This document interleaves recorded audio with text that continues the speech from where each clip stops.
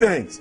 All right, I'm gonna tell you the story. I got to get out of here. And the story is about, you guys have probably heard about this before. It was a young man who, he wanted to make a lot of money, and so he went to this guru, right? And he told the guru, I want to be on the same level you are. And so the guru said, if you want to be on the same level I'm on, I'll meet you tomorrow at the beach at 4 a.m.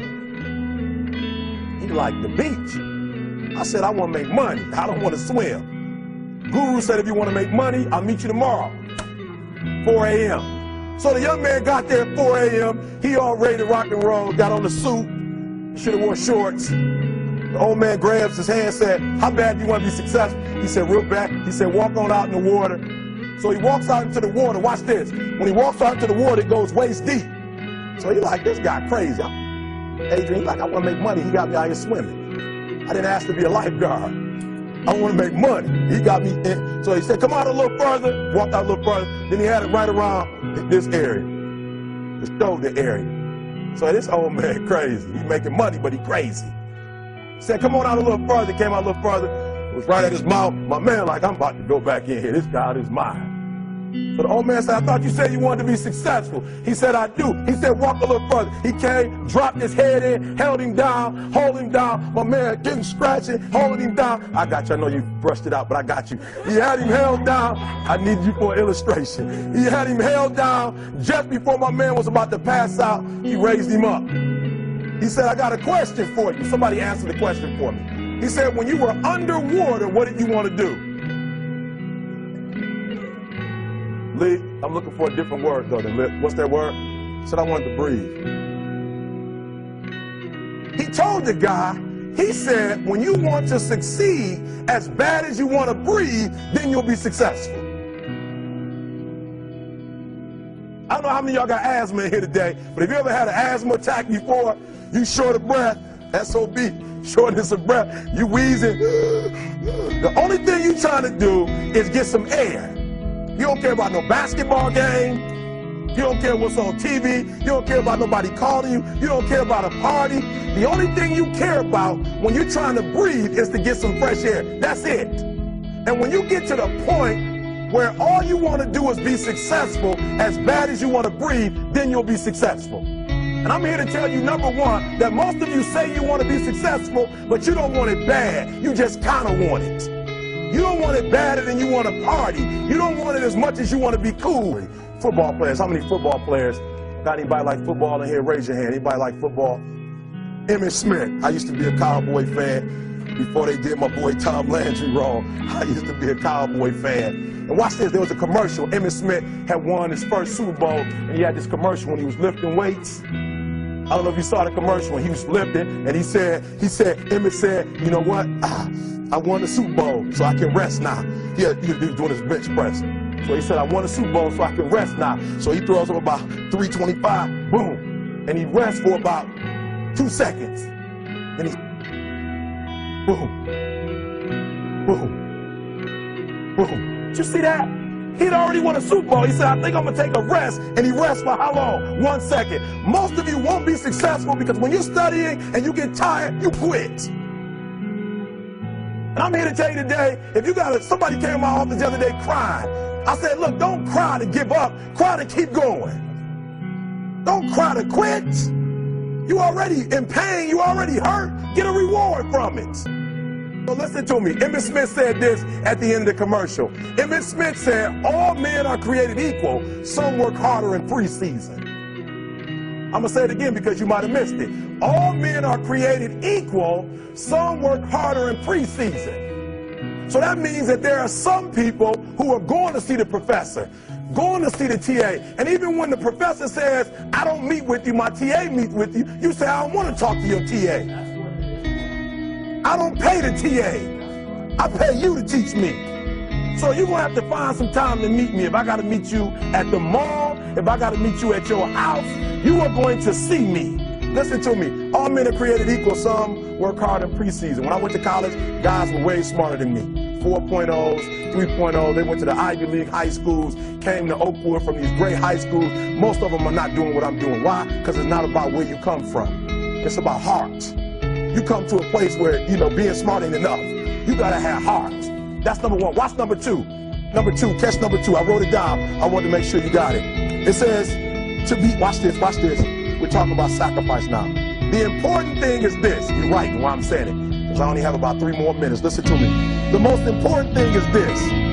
To be able at any moment to sacrifice what you are for what you will become.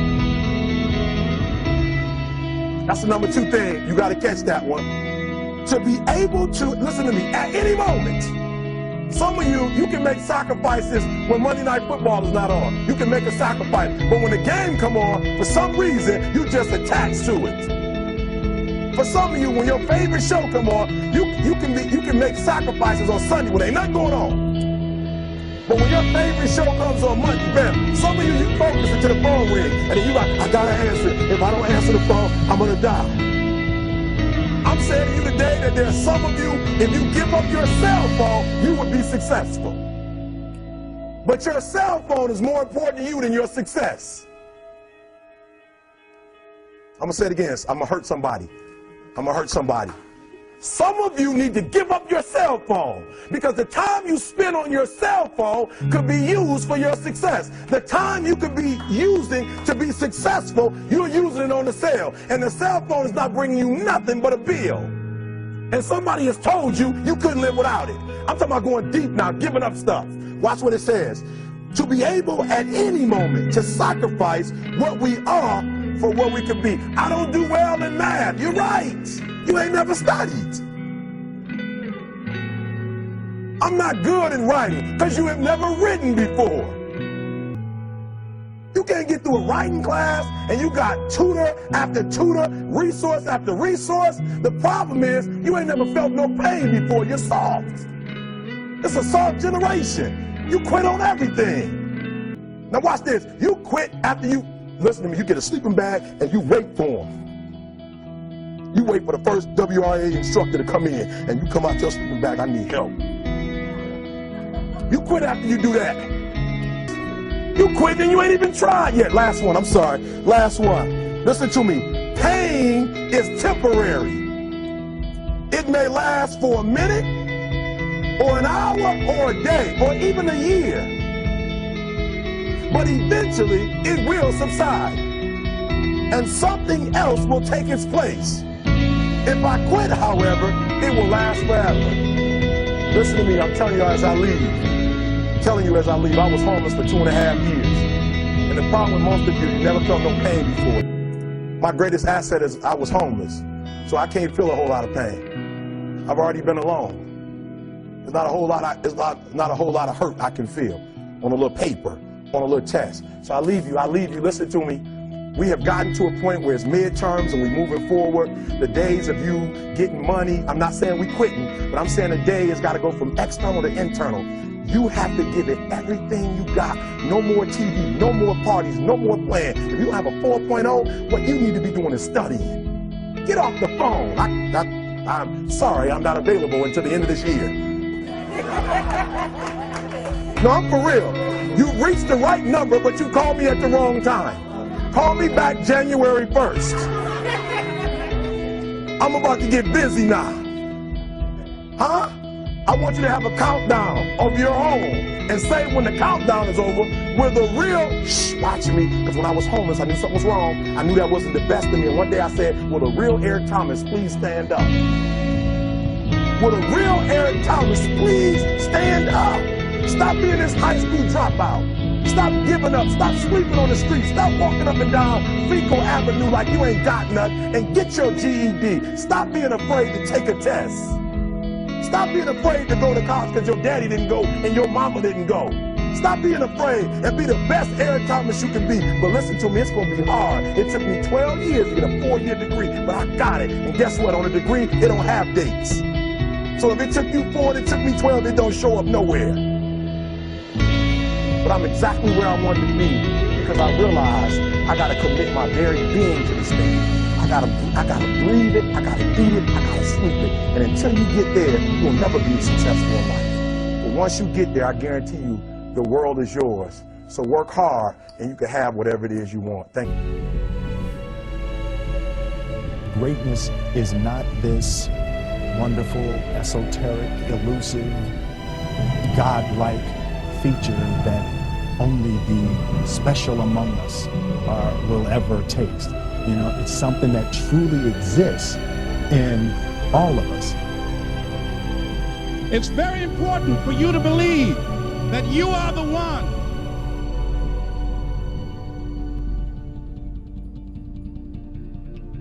Most people, they raise a family, they earn a living, and then they die. They stop growing, they stop working on themselves, they stop stretching, they stop pushing themselves. That a lot of people like to complain, but they don't want to do anything about their situation. And most people don't work on their dreams. Why? One is because of fear. The fear of failure. What if things don't work out? And the fear of success. What if they do and I can't handle it? These are not risk takers. You spend so much time with other people. You spend so much time trying to get people to like you. You know other people more than you know yourself. You studied them. You know about them. You want to hang out like them. You want to be just like them. And you know what? You've invested so much time in them, you don't know who you are. I challenge you to spend time by yourself. It's necessary that you get the losers out of your life if you want to live your dream. But people who are running toward their dreams, life has a special kind of meaning.